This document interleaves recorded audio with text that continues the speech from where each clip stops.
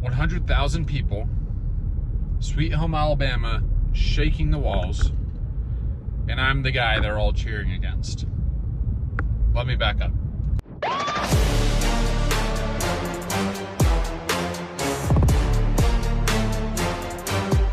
My name's Nick Stevens. I was born and raised in Southern California. I grew up in a town right between San Diego and LA, a little bit inland from the coast. I didn't start playing football until 5th grade. I jumped straight into tackle football. A lot of my friends and peers started playing a lot earlier, around 2nd grade, maybe 3rd grade, and jumped into flag football first. But I dove directly into tackle football. Having no experience coming in that 5th grade year, playing tackle football, I just wanted to get on the field. I just wanted to play. And so I actually started playing center because the coach asked, hey, who wants to be our center? Nobody raised their hands. So me and one of my better friends on the team, we both raised our hands and we were the centers for that year. In 6th grade, I gradually upgraded to playing offensive tackle, a little bit of defensive end. And then 7th grade, I finally got the chance to really handle the ball and played tight end. In 8th grade, I played wide receiver. I was actually a pretty darn good wide receiver. And I was the backup quarterback for our Pop Warner team. So when I went into high school football going in freshman year, I remember vividly checking out equipment with our freshman football staff, getting shoulder pads, helmets, and they ask you what position you play so they know what kind of size shoulder pads to give you. If you're an O lineman, you'll have bigger shoulder pads. If you're a wide receiver, you'll have smaller ones, so you have that accessibility, that flexibility to reach the ball above your head. And so coach asked me, hey, what position do you play? And I say, I'm a wide receiver, coach. I was also the backup quarterback to my Pop Warner team. And he goes, oh, interesting. Okay, you play quarterback. And I say, oh, I can, coach, but I hardly ever played, to be honest with you. As the backup, I hardly ever played quarterback. And so, I'm definitely a wide receiver. I'm a better wide receiver than I am a quarterback. And he goes again, okay, so you play quarterback. And that was a defining moment for my football career. A coach having never really seen me play quarterback, but kind of saying, hey, I've checked a lot of other guys in, and I think you're going to be the best quarterback that we'll have on this team. And so it kind of thrust me into that role. The rest is kind of history. I played freshman football, played quarterback. We had a decent year.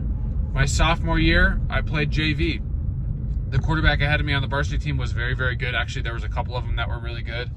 Went on to play college football at Power 5 programs.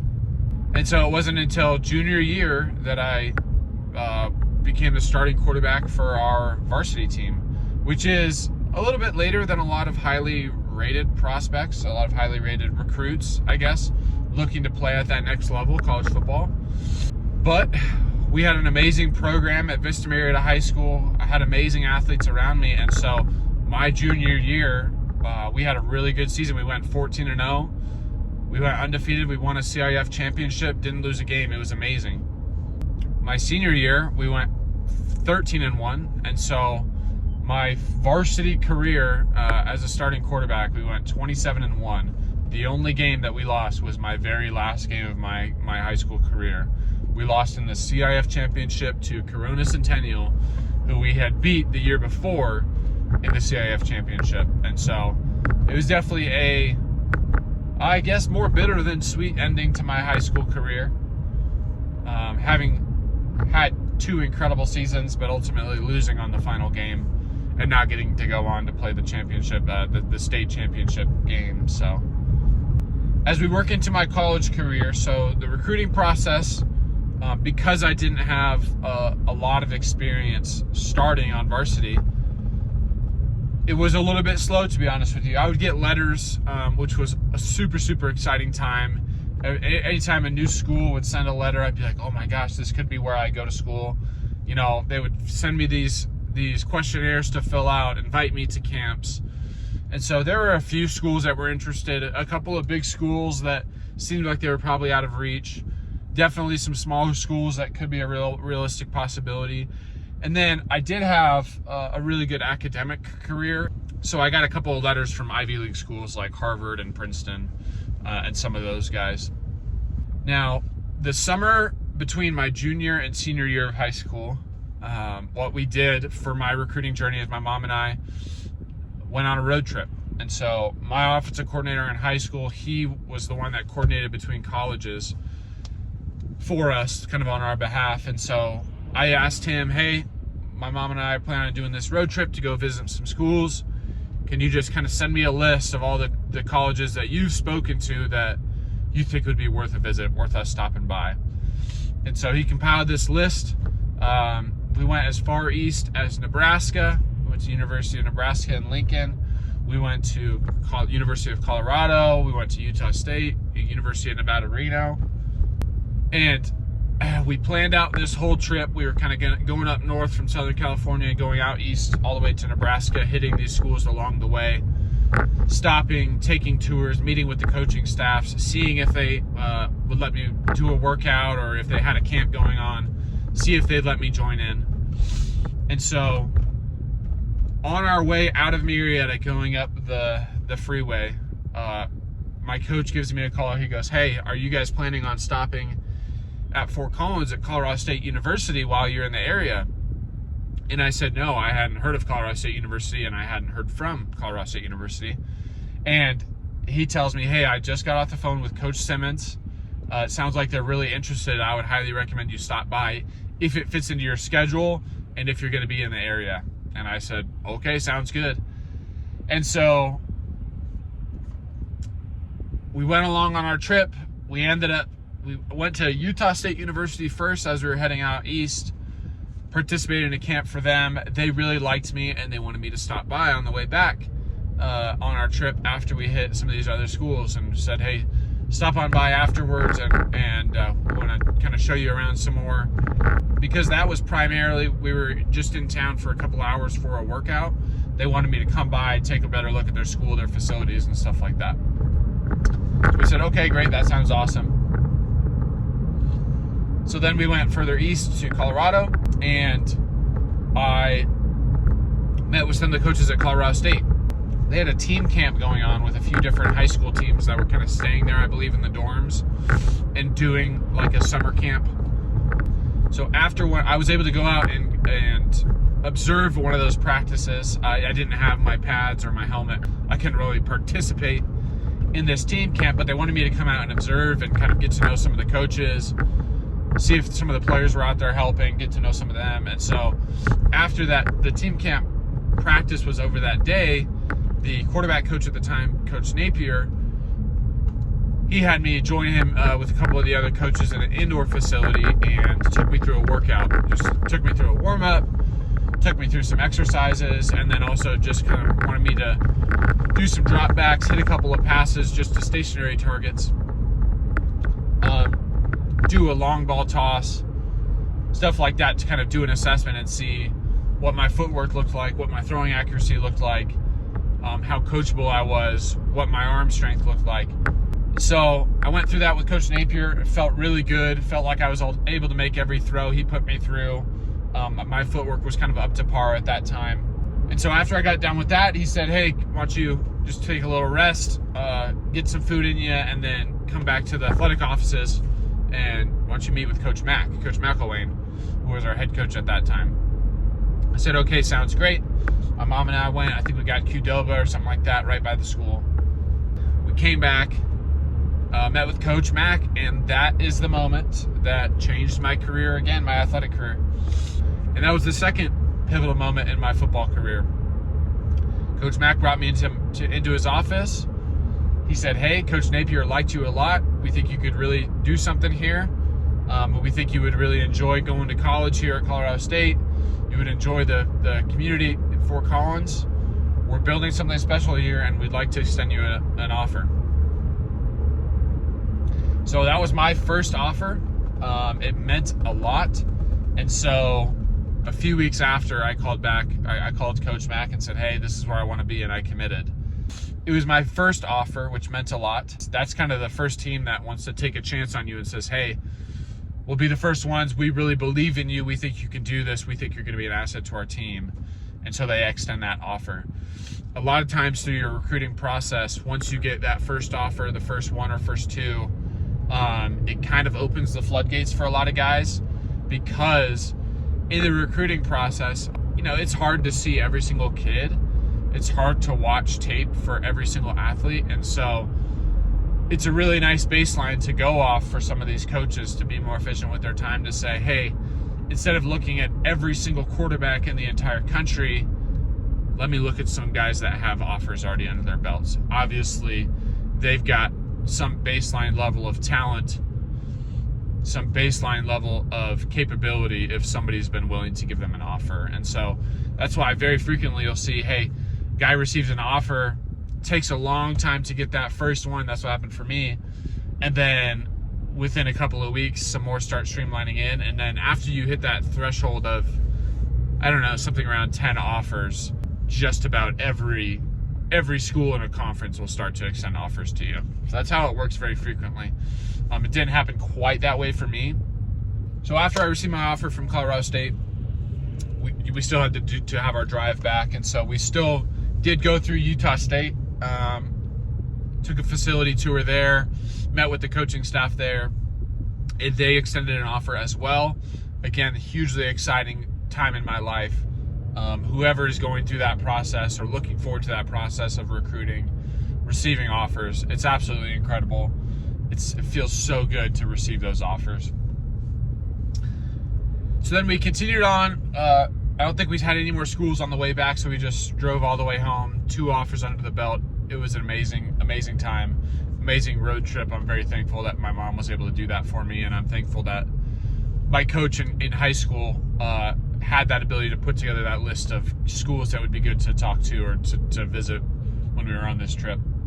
So a couple of weeks after we got home, like I said, it meant a ton to me that CSU had extended me that first offer, took a chance.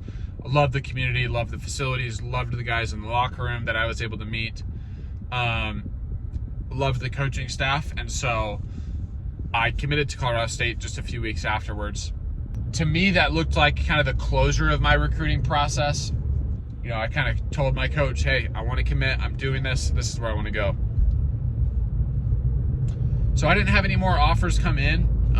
Those ended up being the only 2 offers that I got coming out of high school. That's all I needed. There were a couple other schools that tried to come in late and just explore, hey, is Nick open to looking into other schools? And my coach told them, hey, no, he's not. And so they didn't end up extending offers. Who knows whether they would have in the first place. Even if I had kept my recruiting open, would I have gotten any more offers? I don't really know. And then we get into college football, which was an experience in its own right. Absolutely incredible experience. I had a great time in college athletics, college academics.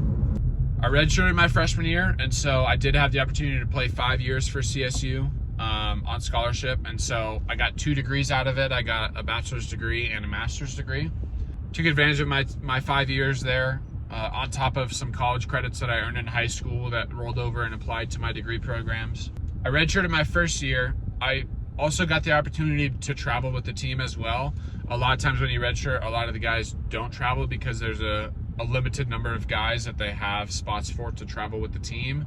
My second year, I was the backup, the second string quarterback, and then I started for 3 years. Playing college football at the Division I level was incredible. We had some amazing times, played against some amazing talent, played with some amazing talent, and so have a lot of highlights. I think the biggest ones being traveling to and playing against the University of Alabama twice, seeing Bryant-Denny Stadium, getting to play in front of that crowd and that culture is absolutely incredible. It's so much fun. SEC football and football in the South is a beast, I would say. Got to travel the country all the way in the Northeast to Boston College. We got to practice on that trip in Gillette Stadium, in the stadium that the Patriots play in. Our head coach at the time, Coach McElwain, had a relationship with Bill Belichick, so I think that's how we were able to get in and have a practice at Gillette. Bill Belichick came out and we got to kind of meet him, which was really cool. So we played all the way from the East Coast in Boston College to beyond the West Coast of the United States, with traveling to Hawaii and playing against them a handful of times. Got to go to San Antonio, got to go to Tulsa, Oklahoma, got to go to Minnesota. We practiced in the US Bank Stadium, the Viking Stadium, which was really cool. Went back home to San Diego, where I grew up, had a ton of supporters at that game, and played in Qualcomm Stadium, where the Chargers used to play. We went to bowl games all 5 years that I was in college, and so the bowl game experience is incredible. You get to pick from a bunch of different goodies. You get these bowl gifts. You get per diem. Being in college at the time, before the NIL era, that's a totally separate conversation. When you were traveling, you got what's called per diem, so you got, I don't know, $30 to spend because they weren't feeding you. You got $30 that you got to have fun with around town. And then we get into my NFL chapter. So all in all, I had an awesome career at Colorado State University. I had some incredible experiences, had some incredible teammates. Ultimately ended my college career with the opportunity to pursue a professional career. I didn't get drafted coming out. I think I was probably pretty close. There were a couple of teams that liked me late in the draft, but it didn't end up happening, which was okay. I got invited to go to rookie minicamp with the Packers and the Redskins at the time, now the Commanders. So it was a really, really great experience to be able to attend a camp with some of those rookies that did get drafted, see those NFL facilities and towns that they're in. Green Bay is super cool. And then didn't end up signing any contracts out of those two rookie mini camps. But fortunately, I got the call from the Denver Broncos that they wanted to sign me to their team. So I signed with the Broncos, spent about a month with the Denver Broncos through their OTA program, and ultimately got cut then. So although it was very brief, a brief chapter in my life, I'll never forget the experiences that I had being in the NFL for a few short months. Even like the pre-draft process, going through pro day, going to a couple of these camps, having some tryouts with different teams. Although it didn't work out and turned out to be a lucrative career in the NFL, it was still an incredible experience. I wouldn't trade that for the world. So beyond my playing career, I do have a full-time career in data analytics now. I've been in that space for about 10 years. First and foremost, I am a husband. I am a father of 2 beautiful children. Life got full very, very fast once we started having kids. My coaching and teaching instinct never went away. After I finished my playing career, I did coach at a local high school around here, Foster Ridge High School, for about 4 years. I started as an offensive coordinator and quarterback coach there. My wife and I started having kids. Life got busy, so I stepped away from that. But if you fall in love with a game like football, it never fully leaves your life. My son is of playing age now. He's playing flag football in kindergarten, and I'm coaching his team there and having a great time doing it. Obviously, coaching kindergarten flag football is very different than being with an NFL football team. However, it's amazing being able to spend that time with my son, see him grow, see him have fun, big smile on his face, learn the game, and I hope to experience him fall in love with the game just the way I did. So with that professional career, I have a decent commute, full of spotty cell service going from out in kind of the middle of the country in northern Colorado to my office. I thought of different ways to optimize my time and really take advantage of the drive time that's going to happen one way or another. And so I thought, hey, what do I know that people want to hear? And how can I do something that doesn't take away from my life with my family? And so this is the model that I came up with. I'm going to film on my drives on my commute to or from work. I'm going to edit videos and plan to post them at night after the kids and my wife are in bed and asleep. And I'm just going to use this channel to talk about football. Talk about that recruiting experience. Talk about developing as a quarterback, developing as an athlete. I'll talk about high school football, talk about college football, game planning, scheming, keys to the game, reading a defense, learning an offense. I'm going to aim to shoot a few videos a week. I'll talk about my own experiences, but then I'll also take questions. So if you have any questions, leave them in the chat. If there's no questions, I'll just pull common questions from Reddit. and try to answer them in my own words and with my own experiences. So if you found any of this helpful or interesting, please subscribe. Follow along this journey. I'd love to have you. Hopefully you learned something along the way. While you're here, drop that comment, any questions that you have, or if you don't have any questions, help me out, drop in the comments. Where are you from and what level of football are you coaching, playing, or watching? With that, I'll sign off. See you on the next drive.